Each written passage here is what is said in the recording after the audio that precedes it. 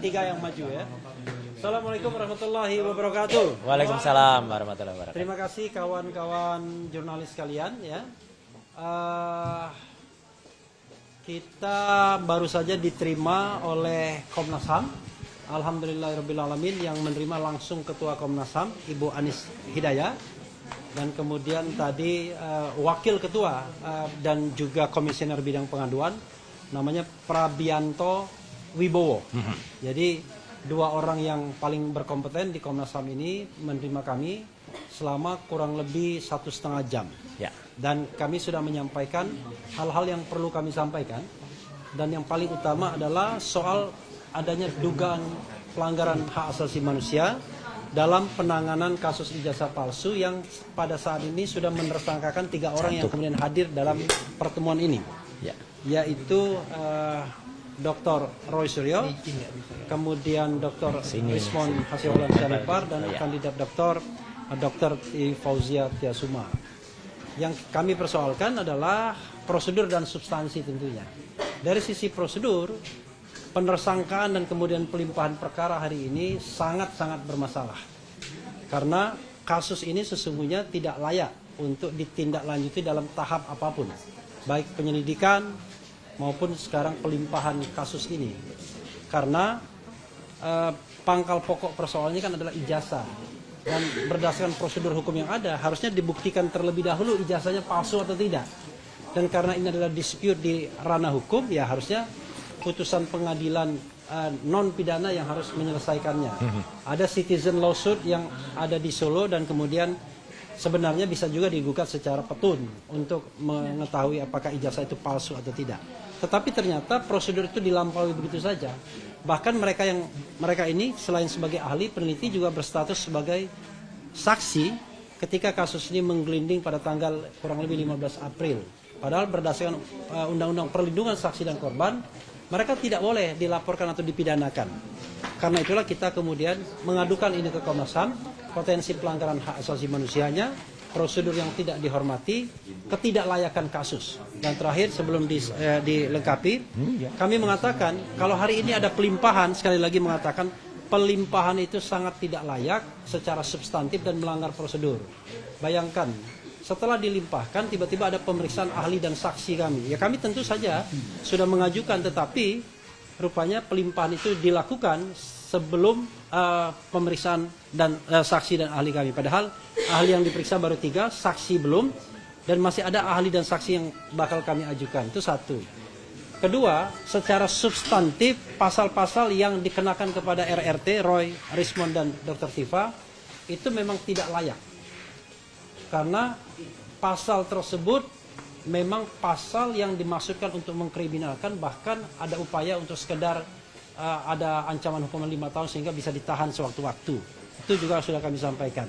Dan terakhir, ketika kami diyakinkan soal gelar perkara khusus mengenai ijazah yang sokol asli, bahkan Mas Roy mengatakan makin yakin bahwa ijazah itu 99,9% palsu, dan itu juga keyakinan Dr. Tifa dan juga Dr. Rismon. Itu saja, silakan mungkin bisa ditambahkan siapa duluan. Siapa? Mas Roy, silakan. Okay.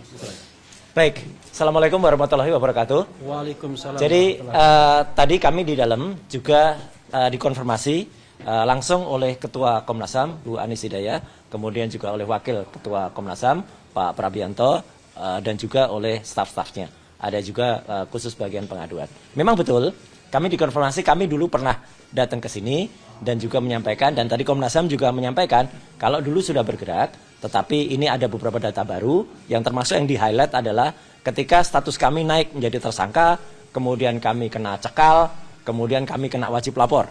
Itu adalah pelanggaran hak asasi manusia yang luar biasa berat. Ya. Dan kami tadi menyampaikan bahwa ini buktinya, kalau kami itu ketika melakukan penelitian, itu adalah resmi diminta oleh TPUA waktu itu, selaku saksi. Ya, selaku ahli. Dan saksi atau ahli itu berdasarkan Undang-Undang Perlindungan Saksi dan Korban, itu memang tidak boleh tersangkakan gitu, apalagi dilakukan pelanggaran hak asasi manusia seperti kami.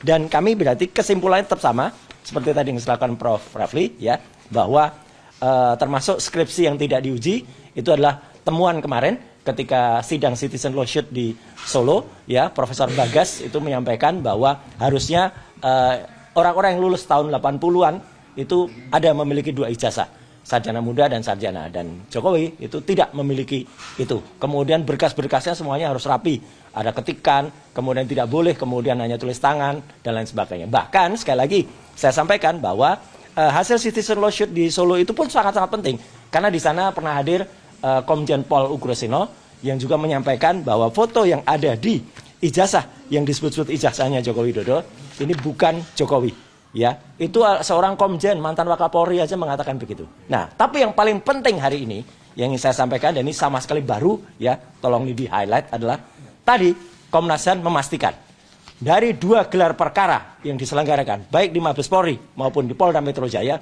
semuanya mencatut nama Komnas HAM. Sekali lagi saya ulangi, semuanya mencatut nama Komnas HAM. Komnas HAM tidak menyatakan atau tidak hadir, bahkan tidak setuju dengan keputusan itu. Jadi tidak ada persetujuan Komnas HAM, tapi selalu dikatakan kami sudah persetujuan Komnas HAM. Jadi sekali lagi, tadi langsung dari Bu Anies, langsung dari Pak Prabianto, Ketua dan Wakil Ketua, bahwa semua hasil kepolisian itu di luar tanggung jawab Komnas HAM. Jadi di sini kita ini segera menyampaikan kepada masyarakat, dibantu oleh media, bahwa apa yang disampaikan oleh Komnas HAM itu tolong diperhatikan baik-baik. Polda Metro dan Mabes Polri itu mencatut nama, ya, mencatut nama Komnas HAM sebagai kesimpulannya. Padahal Komnas HAM tidak hadir di sana dan tidak ikut menyetujui kesimpulan bahwa ijazahnya asli, kemudian itu sudah diperiksa dan lain sebagainya. Saya kira tambahan saya singkat itu aja. Saya kembalikan Prof. Rafli supaya nanti tambahan dari Bang Rizwan. Jadi dikatakan Ketua Komnas HAM bahwa mereka memang diundang dalam gelar perkara itu, tetapi mereka tidak datang. Nah, karena tidak datang ya tentu tidak ada koneksi apa-apa. Kira-kira begitu ya. Jadi disebutkan waktu itu walaupun polisi pada gelar perkara mengatakan Komnas HAM juga hadir dan lain sebagainya. Tapi itu konfirmasi Mas Roy ya? Enggak, memang ada. Mereka nyebut itu. Waktu gelar perkara khusus pertama saya nggak datang. Oke, ya. Oke, silakan. Siapa dulu? Saya tambahkan ya. Iya. Ya, saya tambahkan yang kami laporkan sebagai sebuah diskriminasi berat ya, sebagai sebuah pelanggaran HAM berat adalah bahwa mulai dari kami menjadi saksi, kemudian naik menjadi terlapor, lalu naik menjadi tersangka itu, kami sama sekali belum diberikan kesempatan untuk memanggil saksi-saksi maupun ahli-ahli kami. Saksi ada charge maupun ahli-ahli kami yang menjadi justifikasi bahwa kami memang betul-betul peneliti yang merupakan ekspertis ya di dalam bidang yang kami gunakan untuk melakukan penelitian terhadap ijazah dan dokumen-dokumen dari Joko Widodo, termasuk perilaku beliau yang capture pada video-video, narasi-narasi, pidato-pidato maupun foto-foto mulai dari tahun 2014 sampai tahun 2025 yang menjadi bahan dari penelitian kami. Nah, kemudian berkas kami ya sebagai tersangka sudah dilimpahkan oleh Polda Metro Jaya itu di tanggal 13 Januari 2026. Padahal tidak ada satupun saksi-saksi kami maupun ahli-ahli kami yang sudah diperiksa oleh Polda Metro Jaya. Artinya berkas itu adalah semacam mangga karbitan yang mentah dilemparkan ke kejaksaan. Dan yang anehnya lagi, pada saat berkas kami sudah dilimpahkan dari Polda ke kejaksaan, di tanggal 15 Januari, Polda memberikan kepada kami surat pemanggilan saksi-saksi dan ahli-ahli kami. Artinya ini adalah sebuah pelanggaran HAM yang luar biasa. Nah, dan padahal kami mendapatkan data bahwa sepanjang 9 bulan sejak laporan polisi Joko Widodo dan para termul itu diproses oleh Polda Metro Jaya, sudah Polda Metro Jaya sini sudah mengatakan bahwa ada 22 ahli dan 127 saksi yang sudah diperiksa oleh Polda Metro Jaya, dan itu bukan dari pihak kami. Sementara kami tidak ada satupun saksi maupun tidak ada satupun ahli yang sudah diperiksa oleh mereka. Oleh karena itu maka ini sama sekali tidak fair, sama sekali tidak adil, dan tentu saja melanggar hak asasi manusia. Oleh karena itu pada kesempatan ini kami bertiga beserta semua penasihat hukum kami bicara kepada 280 juta rakyat Indonesia, dan mudah-mudahan sampai kepada Presiden Prabowo Subianto, juga sampai kepada Kapolri, juga sampai kepada Komite Transformasi reformasi kepolisian ya, bahwa Polda Metro Jaya itu tidak menunaikan hak kami sebagai warga negara. Oleh karena itu maka kami minta agar kami diberikan kesempatan untuk menghadirkan semua saksi-saksi yang sudah kami siapkan maupun ahli-ahli yang sudah kami siapkan, dan proses ini tidak boleh dianulir, proses ini tidak boleh diganggu sampai selesai saksi-saksi kami dan ahli-ahli kami diberikan kesempatan untuk memberikan penjelasan. Terima kasih. Ya, Dr. Resmond. Penting. Ya. Terima kasih media. Tadi kami sangat kecewa ya menemukan fakta bahwa Polda Metro Jaya dan Mabes Polri ketika melakukan 2 gelar perkara khusus sengaja mencatut HAM, Komnas HAM ya, Komisi Nasional Hak Asasi Manusia, untuk melegitimasi bahwa apa yang mereka lakukan itu sesuai dengan nilai-nilai hak asasi manusia. Ini kami sayangkan. Bagaimana tidak beretikanya Polda Metro Jaya maupun Mabes Polri itu mencatut ya Komnas HAM, padahal Komnas HAM tidak hadir. Dan itu kami dapatkan informasi ini langsung dari Ibu Anis Hidayah sebagai Ketua Komnas HAM, baru saja beberapa menit yang lalu di dalam ruangan di dalam ya ruang pengaduan tadi ya.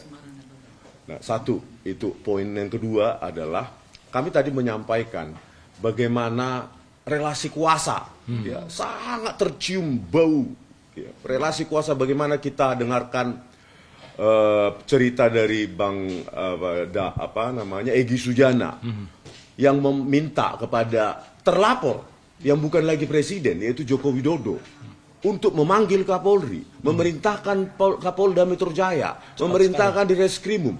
Langsung saat itu dipanggil